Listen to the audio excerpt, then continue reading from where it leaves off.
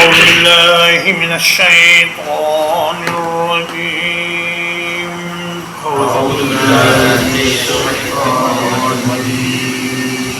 وما كان لبشر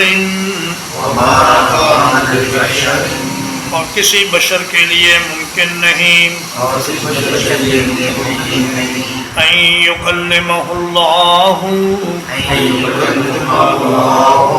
یہ کہ اللہ تعالیٰ اس سے کلام فرمائے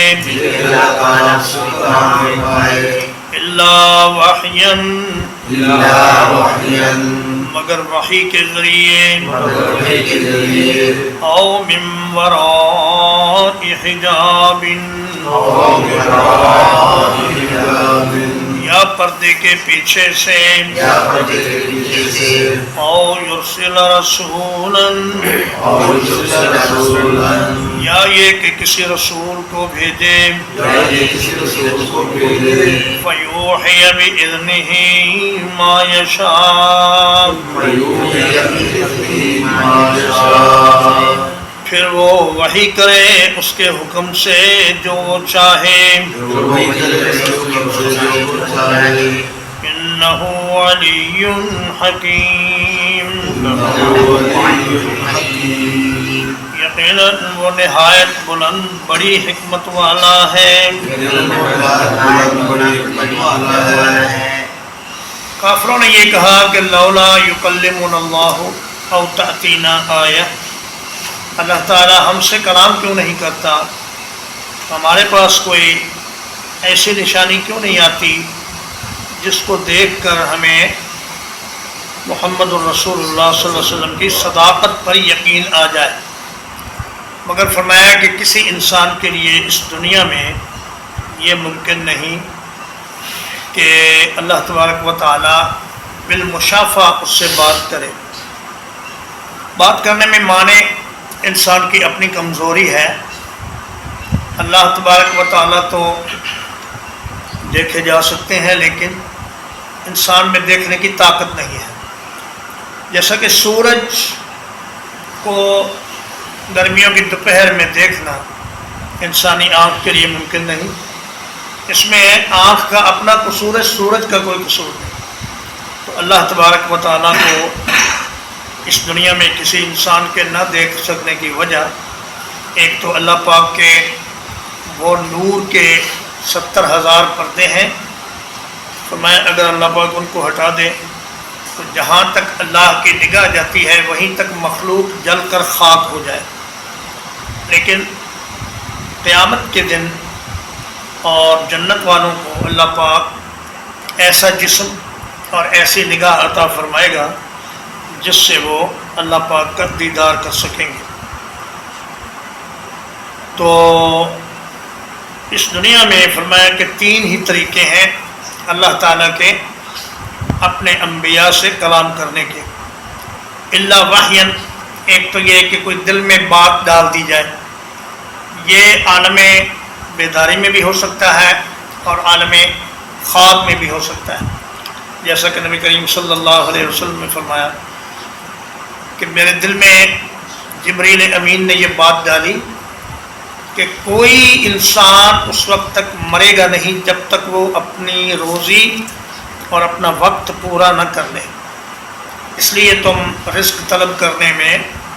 خوبصورت اچھا طریقہ اختیار کرو۔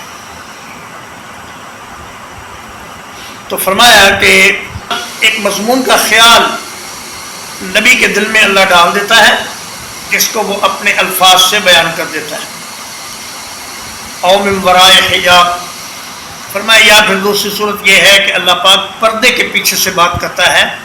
جیسا کہ موسیٰ علیہ السلام سے اللہ نے بات کی، جب انہوں نے دیکھنے کی خواہش ظاہر کی تو فرمایا لن ترانی، اے موسیٰ تو مجھے دیکھ نہیں سکتا۔ اور محمد رسول اللہ صلی اللہ علیہ وسلم جب معراج پر تشریف لے گئے تو اللہ پاک نے ان سے بھی پردے کے پیچھے سے کلام کی اور 5 نمازیں عطا فرمائیں، پھر بار بار نبی کریم صلی اللہ علیہ وسلم کا اللہ کی بارگاہ میں حاضر ہونا اور رعایت کا مطالبہ کرنا، یہ سارا کلام پردے کے پیچھے سے ہوا۔ او یرسل رسولا، فَيُوحِيَ بِإِذْنِهِ مَا يَشَاءُ، یا اللہ تعالیٰ اپنا کوئی فرشتہ بھیجتا ہے، وہ اللہ کے حکم سے نبی کریم صلی اللہ علیہ وسلم تک وحی پہنچاتا ہے۔ قرآن مجید سارے کا سارا اسی تیسرے طریقے سے نازل ہوا ہے، اور جبریل امین کے ذریعے اللہ پاک نے اس قرآن مجید کو نازل فرمایا ہے۔ اور آپ صلی اللہ علیہ وسلم نے فرمایا، وحی کی مختلف اقسام بتائیں کہ کبھی تو ایسا ہوتا ہے کہ 1 گھنٹے کی صورت میں میرے پاس وحی آتی ہے، کبھی ایسا ہوتا ہے کہ فرشتہ انسانی شکل میں میرے پاس آ جاتا ہے، جیسا کہ حدیث جبریل سے واضح ہے کہ جبریل امین انسانی شکل میں نبی کریم صلی اللہ علیہ وسلم کے پاس حاضر ہوئے۔ اس صورت میں دوسرے لوگ بھی فرشتے کو دیکھ سکتے ہیں، لیکن باقی صورتوں میں صرف نبی ہی فرشتے کو دیکھتا ہے، امت کے لوگ فرشتے کو نہیں دیکھ سکتے۔ انہ علی حکیم، فرمایا وہ بہت بلند ہے، مخلوق اس سے بالمشافہ بات نہیں کر سکتی، اور وہ بڑی حکمت والا ہے، اسے معلوم ہے کہ مخلوق میں سے کس کے ساتھ اس نے بات کرنی ہے۔ فرمایا کہ اللہ پاک بہتر جانتے ہیں کہ اس نے اپنی نبوت اور رسالت کس کے پاس رکھنی ہے اور کون اس کے قابل ہے۔ وَكَذَلِكَ أَوْحَيْنَا إِلَيْكَ، اور اسی طرح ہم نے وحی کی آپ کی طرف، روحا من امرنا، ایک روح اپنے حکم سے، ما کنت تدری، آپ نہیں جانتے تھے، بل کتاب ولل ایمان، کہ کتاب کیا ہے اور ایمان کیا ہے، وَلَٰكِنْ جَعَلْنَاهُ نُورًا، لیکن ہم نے اس قرآن کو نور بنایا ہے، نہدی بہ من نشاء، اس کے ساتھ ہم راستہ دکھاتے ہیں جسے چاہتے ہیں، من عبادنا، اپنے بندوں میں سے، وَإِنَّكَ لَتَهْدِي إِلَى صِرَاطٍ مُسْتَقِيمٍ،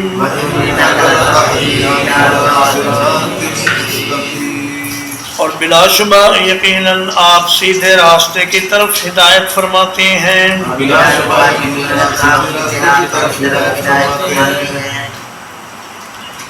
فرمایا اسی طرح ہم نے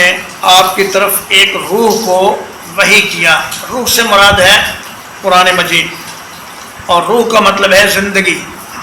چونکہ قرآن مجید سے ہی انسان کے دل کی زندگی ہے، اور انسان کی آخرت کی زندگی بھی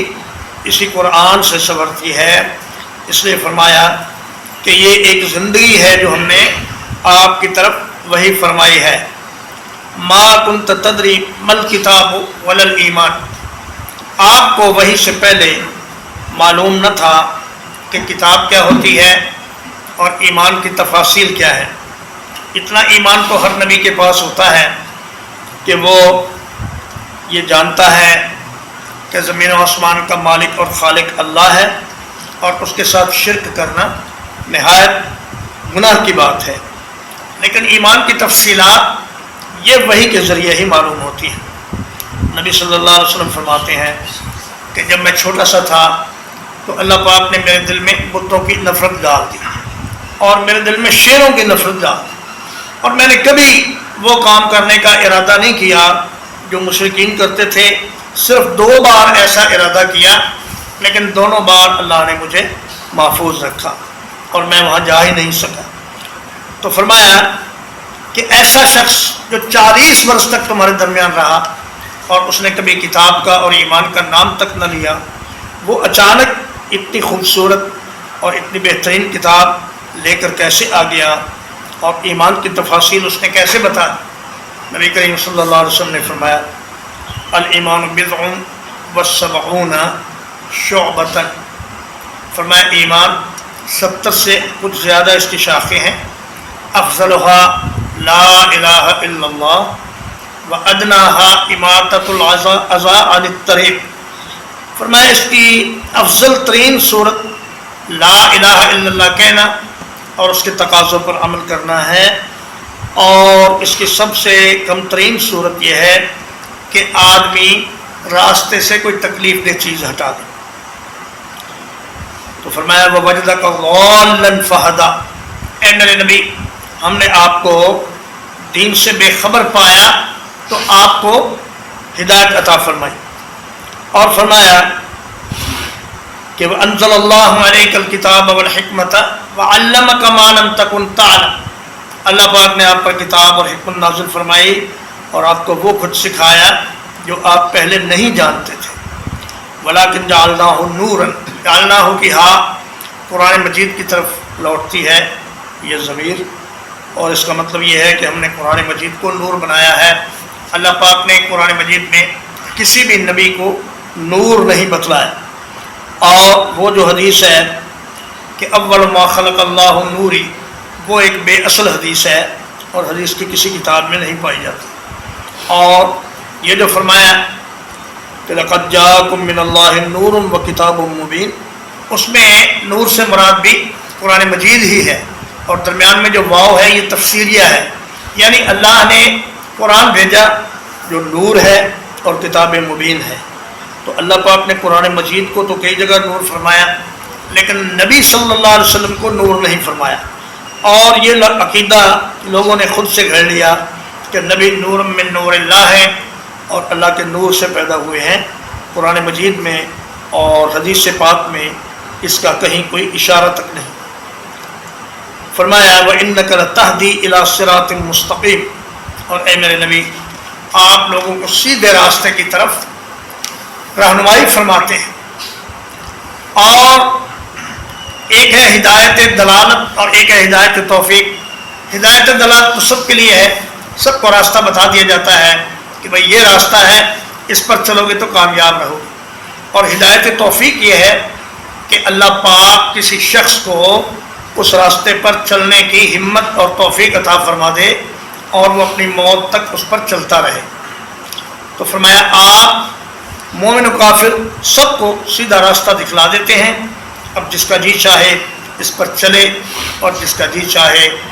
وہ کسی دوسرے راستے پر چل پڑے اور اپنا نقصان کر لے.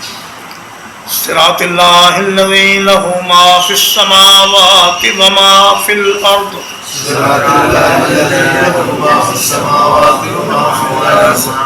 اس اللہ کے راستے کی طرف جس کے لیے آسمانوں اور زمین کی ہر چیز ہے.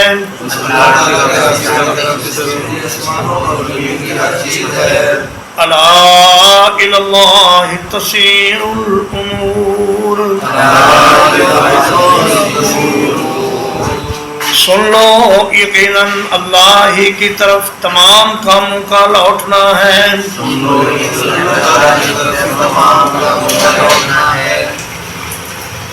فرمایا آپ صلی اللہ علیہ وسلم وہ راستہ دکھاتے ہیں جس پر چلنے کے بعد آدمی اللہ تک پہنچ جاتا ہے. نبی صلی اللہ علیہ وسلم نے ایک سیدھی لکیر زمین پر کھینچی اور فرمایا کہ یہ میرا راستہ ہے اور یہ صراط مستقیم ہے. پھر آپ نے دائیں بائیں کچھ ٹیڑھی لکیریں کھینچی اور فرمایا کہ یہ جتنے بھی راستے ہیں یہ سب شیطانی راستے ہیں، اور ان راستوں میں ہر ایک پر ایک شیطان بیٹھا ہے جو لوگوں کو اپنی طرف بلاتا ہے اور اللہ کے راستے سے اسے بھٹکانے کی کوشش کرتا ہے. تو اللہ کی کتاب اور رسول اللہ صلی اللہ علیہ وسلم کی حدیث یہی وہ سیدھا راستہ ہے جس پر چلنے کے بعد انسان کبھی بھٹکتا نہیں اور کبھی اپنی منزل سے دور نہیں ہوتا. اس لیے کہ قرآن بھی وہی ہے اور حدیث پاک بھی وہی ہے، اور جو آدمی وہیں پر چلے گا اس کے بھٹکنے کا کوئی امکان نہیں. الا الی اللہ تسیر الامور، فرمایا سارے معاملات اللہ کی طرف لوٹتے ہیں. دنیا میں جو بھی کوئی کام ہو رہا ہے، چاہے وہ بڑی سے بڑی ایجاد ہے، چاہے وہ اچھے سے اچھا کوئی کام ہے، بظاہر کرنے والے انسان ہیں لیکن حقیقت میں اس کو کرنے والا فاعل حقیقی اللہ تبارک و تعالی. اور اللہ ہی وہ سب کام کر رہا ہے۔ اور ایک معنی اس کا یہ بھی ہے کہ تمام اچھے اور برے کام یہ سارے کے سارے اللہ ہی کے سامنے پیش کیے جائیں گے، اور قیامت کے دن اللہ پاک انسانوں کے درمیان فیصلہ فرمائے گا، اچھوں کو انعام دے گا اور بروں کو سزا دے گا۔ ترجمہ اقبال: وَمَا كَانَ لِبَشَرٍ، اور کسی انسان کے لیے یہ ممکن نہیں، أَن يُكَلِّمَهُ اللَّهُ، یہ کہ اللہ تعالیٰ اس سے کلام فرمائے، إِلَّا وَحْيًا، مگر وحی کے ذریعے سے، او من وراء حجاب، یا پردے کے پیچھے سے، او یرسل رسولا، یا اپنا کوئی فرشتہ بھیجے، فیوحی بإذنہ ما یشاء، تو وہ وحی کرے اللہ کے حکم سے جو وہ چاہے، انہ علی حکیم، لا شبہ وہ نہایت بلند بڑی حکمت والا ہے۔ ذالک اوحینا الیک، اسی طرح وحی کیا ہم نے آپ کی طرف، روحا من امرنا، ایک روح اپنے حکم سے، ما کنت تدری ما الکتاب ولا الایمان، آپ نہیں جانتے تھے کہ کتاب کیا ہے اور ایمان کیا ہے، ولیکن جعلناہ نورا، لیکن ہم نے اس کو روشنی بنایا ہے، نہدی بہ من نشاء، اس کے ساتھ راستہ دکھلاتے ہیں ہم جسے چاہتے ہیں، من عبادنا، اپنے بندوں میں سے، وَإِنَّكَ لَتَهْدِي إِلَى صِرَاطٍ مُسْتَقِيمٍ، اور بلا شبہ یقیناً آپ سیدھے راستے کی طرف رہنمائی فرماتے ہیں، صراط اللہ الذی،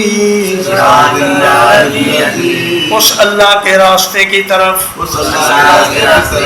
لہ ما فی السماوات وما فی الارض، کہ اسی کا ہے جو کچھ آسمانوں میں ہے اور جو زمین میں ہے، الا الی اللہ تسیر الامور، سن لو اللہ ہی کی طرف تمام کاموں کا لوٹنا ہے۔ الحمدللہ، اللہ پاک کے فضل و احسان سے آج 5 اگست 2024 کو سورۃ الشورى، آج 5 اگست کو سورۃ الشورى کا ترجمہ و تفسیر اپنے اختتام کو پہنچا۔ اس کے بعد انشاءاللہ سورۃ الزخرف شروع ہوگی۔ وصلی اللہ علی نبینا محمد وآلہ وصحبہ اجمعین۔